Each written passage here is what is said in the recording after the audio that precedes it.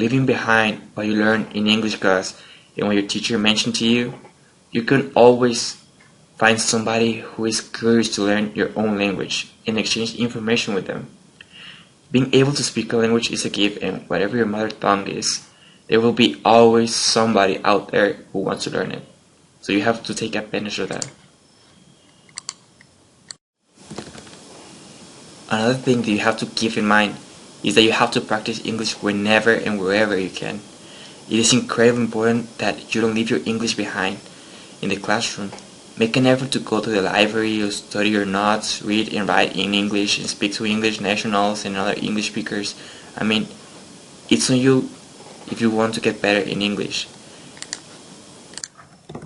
If you want to get better at understanding native speakers, you have to learn English idioms and phrasal verbs. There are a number of aspects of the English language that you're not always going to find in an academic course book. Things like idioms and phrasal verbs are extremely common in an everyday English conversations. If you manage to learn this, then you'll find it much easier to talk and understand conversation with native speakers. Although, this is not the kind of language you're likely to use in an academic essay, so use it as a way to learn and understand English. For some of us, writing must not be our kind of thing, but writing is a great way of using new vocabulary and creating your head around grammar. Try and write sometimes every day using new words and grammar that you have learned. Even if it's only a few sentences, it is very important to get into the habit of doing this. It is also a good way of comparing your progress as you improve your knowledge of the English language. If you have access to English speaking with friends or a teacher, you could ask him to look over your writing and give you some pointers. That is really helpful. If you're learning English in a language school or getting private lessons, you might not be always learning what you want. And as you know, no one knows about your necessities better than you. And no one knows where you're failing better than you. So, however, it can be difficult to get your teacher to know what you actually want. But it's on you to ask wherever you feel like you need help. You have to keep this in mind. You will always make mistakes, and there's no denying it. Chances are that you'll make the mistakes over and over again, but the next time that you're corrected by the teacher, whether it's written or orally, you should make note of your mistake, because I think that the best way of trying to change something is know where you failed.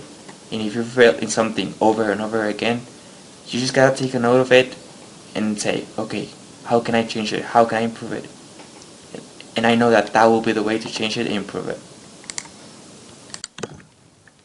If you look out for a situation where you must read and listen to English, and it's out of your comfort zone, this can be one of the best ways to learn English because you really focus on what you're saying and it gets you used to uncomfortable situations, which are pretty helpful to remembering things that you have learned in class because you push yourself to get somewhere with your language. Maybe this one may sound a little bit ridiculous, but if you change the language of your social media or smartphone, I swear that every single word that you get to read unconsciously, it gets stuck in your head. And then you get to learn more English because you're doing something that you're used to. But if you do it in another language, it gets pretty helpful. By the time you're learning English, you're enjoying your free time. So just think about it twice. Last but not least, you have to be realistic. It is extremely common for language learners to want to improve their English at an unrealistic pace. First, you have to set your objectives and be genuine with what you can achieve. Your teacher is just there for you to practice just a few hours a day, but it's your job to remember and correctly use what you're taught. You cannot expect you to turn as a native speaker in a few months if you don't get to practice as an English native speaker does in his own environment. So just keep that in mind.